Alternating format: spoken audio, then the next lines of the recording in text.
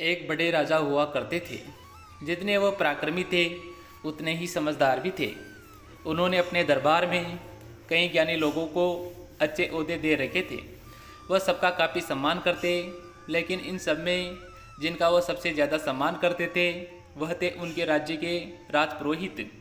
राजा राजपुरोहित को कितना मान देते थे इसका अंदाज़ा इसी बात से लगाया जा सकता है कि जब भी दरबार में राजपुरोहित जी प्रवेश करते तो राजा खुद खड़े होकर उनका स्वागत करते थे और तब तक खड़े रहते जब तक राजपुरोहित अपने आसन पर आकर बैठ ना जाए। राजा अपने मन में उठ रहे सभी सवालों को राजपुरोहित जी से बेझिझक पूछ लिया करते थे। राजपुरोहित भी अपनी बुद्धि से उनका अच्छे से उत्तर दिया करते। एक दिन दरबार में राजा के मन में कोई प्रश्न आया। उन्होंने राजपुरोहित से पूछ लिया, गुरुजी, एक सवाल मेरे मन में कई दिनों से कौंध रहा है, अगर आप इजाज़त दें तो पूछना चाहूँगा। आप हुक्म कीजिए महाराज, राजपुरोहित जी ने कहा। जैसे कि मैंने बताया, कई दिनों से यह सवाल मुझे परेशान कर रहा है। मुझे विश्वास है कि इसका ऐसा उत्तर जिसे मुझे संतुष्टि मिले केवल आप ही दे सकते हैं। सवाल यह है कि ज्ञान बड़ा होता है या व्यवहार? राजा ने पूछा। राजपुरोहित जी सोच में पड़ गए। यह सवाल सच में मुश्किल था। ऐसा नहीं है कि उन्हें इस सवाल का उत्तर नहीं मालूम था, लेकिन उसे कैसे राजा को सरल तरीके से समझाया जाए यह उनके समझ में नहीं आ रहा था। राजपुरोहित ने विनती कर राजा से कुछ दिनों की मोहलत मांग ली ताकि कोई ऐसा तरीका ढूंढ सके जिसे इस सवाल का उत्तर राजा को संतुष्ट कर पाए। दरबार खत्म हो गया। राजपुरोहित अपने घर वापस लौट गए। उस दिन से वो चिंता में रहने लगे। उन्हें समझ नहीं आ रहा था कि कैसे राजा के सवाल का उत्तर दिया जाए। 2-3 दिन बीत गए, लेकिन राजपुरोहित जी अभी तक इसी कसमस में थे और वह ना अच्छे से सोते थे, ना ही ठीक से सो पाते थे, ना ही खा पा रहे थे। उनकी पत्नी यह सब देख रही थी। सो पत्नी ने राजपुरोहित जी से उनकी परेशानी का कारण पूछा। राजपुरोहित ने सारी समस्या अपनी पत्नी से कही।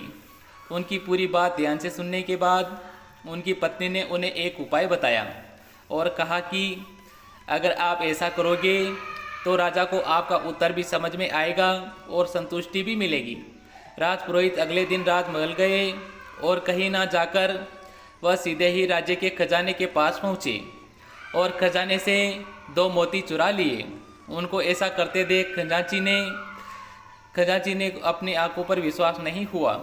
उसने सोचा शायद उसका भ्रम हुआ है, क्योंकि राजा के इतने खास राजपुरोहित चोरी करे ऐसा कोई नहीं मान सकता। उनके एक बार कहने से राजा उनको बेशुमार धन दौलत देता है। अगले दिन राजपुरोहित फिर से खजाने से 2 मोती चुरा लाए। फिर से एक बार खजांची ने यह सब देखा। अब उन्हें लगा कि उन्होंने कल जो देखा था वह कोई भ्रम नहीं था। कोई दूसरा व्यक्ति होता तो तुरंत उसे पकड़कर सजा दे देते।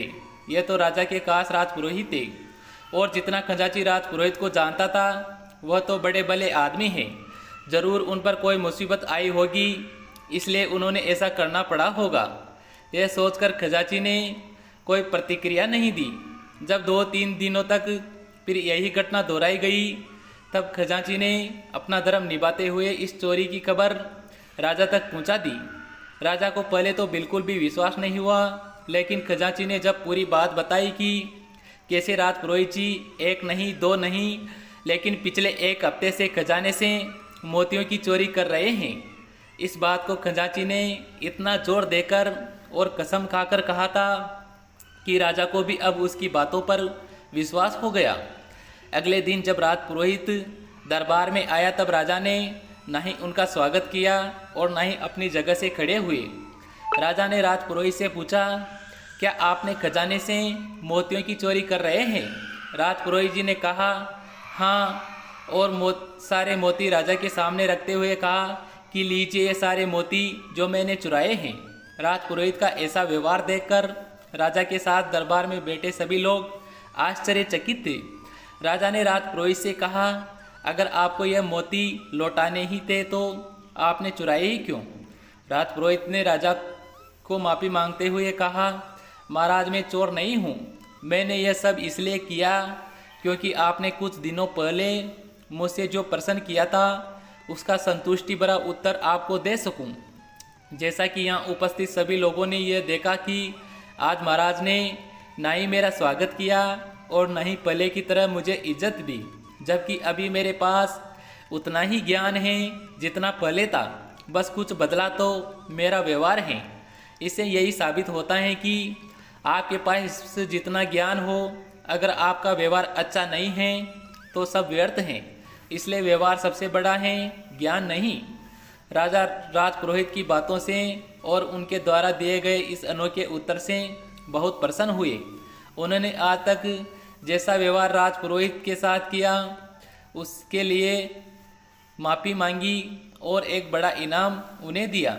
दोस्तों, आज की इस शिक्षाप्रद कहानी से मिलने वाली सीख को हमें अपने जीवन में इम्प्लीमेंट करना चाहिए।